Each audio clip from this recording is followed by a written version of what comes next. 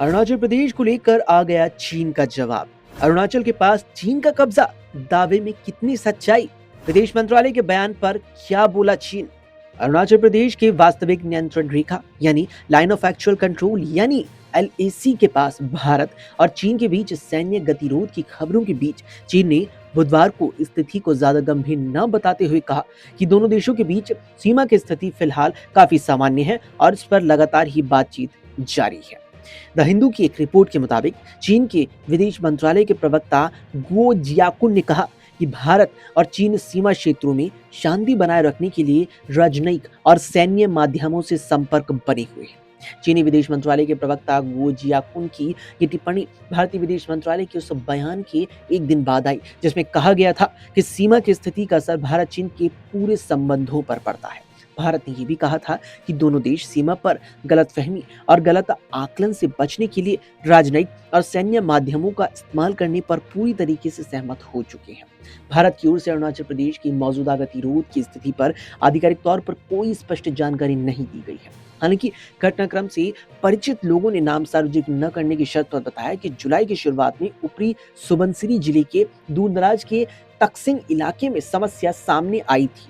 इसके बाद भारतीय और चीनी सैनिकों के बीच कई बार आमना सामना भी हुआ।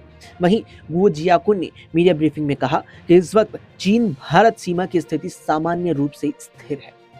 उन्होंने बताया कि पिछले हफ्ते चीन भारत सीमा मामलों पर परामर्श और समन्वय के लिए कार्यतंत्र WMCC की 36वीं बैठक आयोजित की गई। हालांकि उन्होंने इस बैठक के बारे में विस्तार से जानकारी नहीं दी। गुओ से भारतीय सोशल मीडिया पर सामने आए उन वीडियो के बारे में सवाल किया गया था जिनमें अरुणाचल प्रदेश में चीन की सैन्य गतिविधियां बढ़ने का दावा किया गया था। उन्होंने इलाके में बताए जा रहे सैन्य गतिरोध से सीधे इनकार भी कर दिया।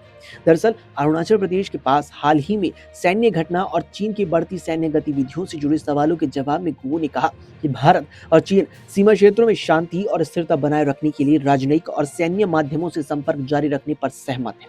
उनकी ये बात भारतीय विदेश मंत्रालय के प्रवक्ता रणधीर जायसवाल की मंगलवार को नई दिल्ली में दिए गए बयान से मिलती जुलती रही। भारत और चीन इस वक्त अपनी द्विपक्षीय संबंधों को फिर से बेहतर करने की कोशिश में लगातार ही जुटे हुए हैं।